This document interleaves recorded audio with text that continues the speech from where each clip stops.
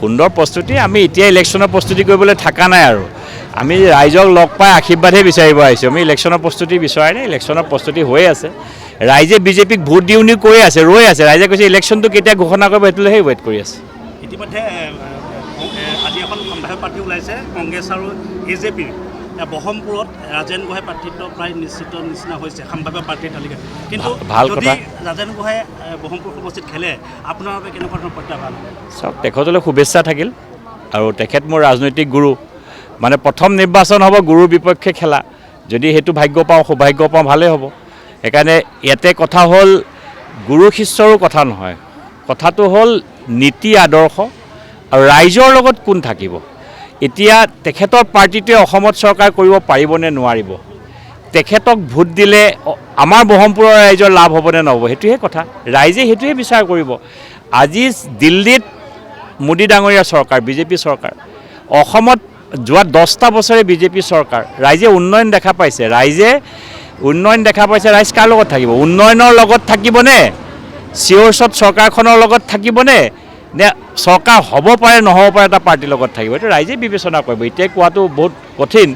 কিন্তু এটা কথা ঠিক মই ৰাজেন গোহাঁই ডাঙৰীয়াক মোৰ জ্যেষ্ঠ ভাতৃ মোৰ ৰাজনৈতিক গুৰু তেখেতৰ নেতৃত্বতে মই বিজেপি জইন কৰিছিলোঁ সেইকাৰণে মই তেখেতলৈ শুভেচ্ছা জনাইছোঁ আৰু আন্তৰিক শুভেচ্ছা জনাইছোঁ বাকী যুদ্ধক্ষেত্ৰত না শত্ৰু না মিত্ৰ যুদ্ধই নহয় জানো সেইকাৰণে যুদ্ধক্ষেত্ৰত দেখা যাব আৰম্ভণি হ'ব বহমপুৰ সমষ্টিৰ অন্তৰ্গত বৰদল তিনিআলিত পোৱা গ'ল যে আদিবাসী ছাত্ৰ সন্থাই ইতিমধ্যে প্ৰতিবাদ কৰিছে আপোনাৰ পুতলিকা দাহ কৰিছে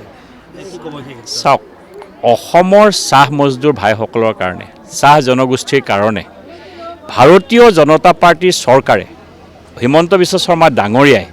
যিখিনি কাম কৰিছে ইতিহাস নাই আজি চাহ জনগোষ্ঠীৰ ৰিজাৰ্ভেশ্যন চাকৰিৰ কোনখন চৰকাৰে কৰিছিলে অসমত কি এখন প্ৰথম চৰকাৰ নেকি বিজেপিৰ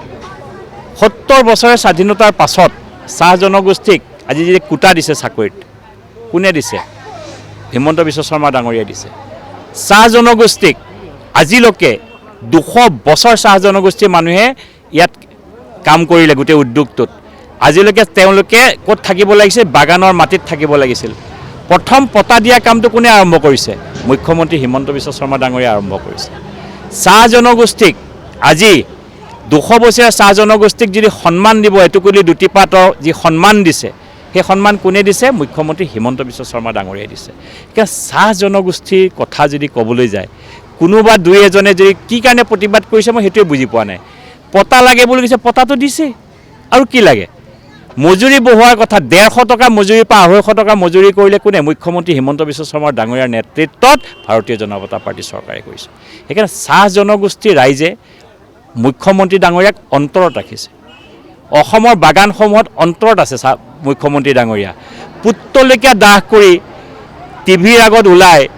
10জন মানুহে চিঞৰি চৰকাৰ কোনোবাই বনাব পাৰিছিল নেকি চৰকাৰ টিভিত নবনে চৰকাৰ ৰাইজৰ লগত থাকিব লাগিব অনুভৱ হ'ব লাগিব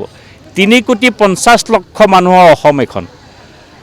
এটা সমষ্টিত 2.5 লাখ মানুহে ভোট দিব 10জন মানুহে টিভিৰ ওচৰত হুলস্থুল কৰিলে কিবা হয় নেকি টিভিৰ ওচৰত আপোনালোকৰ ওচৰত কৈছে আপোনালোকে সংবাদ মাধ্যম প্ৰচাৰ কৰিছে ৰাইজে প্ৰচাৰো জানে প্ৰসাৰো জানে উন্নয়নো জানে ঠগিবও জানে ধন্যবাদ